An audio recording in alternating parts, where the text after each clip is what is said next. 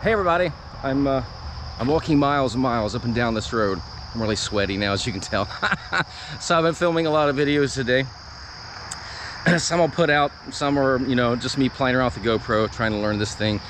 And I'm doing Jamie Vendera, the singer, the author, the vocal coach, the glass breaker, and I realized I got to put out some tips too to help all of my fellow singers find their voice. And lately I've been asked about how in the world do I make that throaty, gargly sound on our cover of Aerosmith's Sweet Emotion with my band Timestamp, which features 4 singers, Tiago Costa, Ryan Wall, Scott Stith, and myself. We're all playing guitar, bass, keyboards in that band. And the sound is...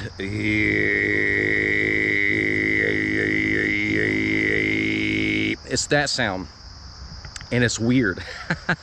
Well, I actually learned it by starting to learn to gargle without water. I call it gargling tone. I use it for a warm-up, and it sounds like... And I learned that from watching Star Wars, listening to Chewbacca, and he would... He make this sound. When I first tried it, I sound like this. Couldn't really do it. So I kept practicing. Actually, what I did is I got water, and I thought, well, that's gargling. So let me tilt my head back, use a lot of water, and gargle. Did that for about a week. The week later, I lifted my head a little more, used a little less water. Week after, more and more, until my head was vertical and I had no water, and I could make the sound. I've also found we can do pigeon sounds. Woo, woo. So you can make a falsetto ooh, ooh, and make that sound as well. So play around with that, because that is the basis for how I do all of my screams. Well, even the other screams in Sweet Emotion all come from feeling almost like a gargling, motor rumbling sound against the roof of my mouth.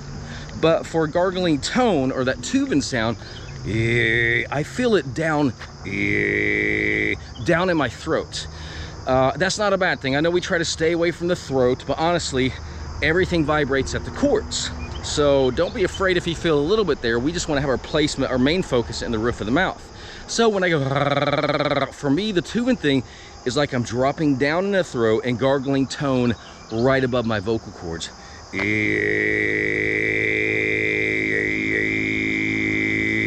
So drop down and just get a little angry, like you're pressing the chords slightly together. We're not squeezing. We're not grunting, we're playing. We're finding a healthy balance, and trust me, it works. I can do this all day long, and the more I do it, the more I scream, the easier it gets. I remember playing out with a band. This was before Mythbusters and everything. I was in a band back in 2003, and we would do a lot of AC/DC, a lot of Alice in Chains, and then I'd turn around and sing some Journey, some Matchbox 20, and always freak people out how I could scream so loud, do a Bullet Boy song, and then turn around and do a song by Matchbox 20 that was really clean and clear. Technique, breathing, support, placement, it applies to everything. So that is the basis of finding that throaty sound. You must first learn gargling tone, then, and it's like it's an elevator. Let it drop down that, and you can hear there's almost a disconnect in between them, because the chords are trying to learn to balance, to find the right amount of adduction to allow that sound to happen without hurting your throat, without grunting or squeezing. So again, if it hurts your throat, stop, you're doing something wrong. That's what my vocal coach Jim Gillette always told me. If it hurts, stop, you're doing something wrong, take a break and start again later. So don't force it. Take time, make it a game.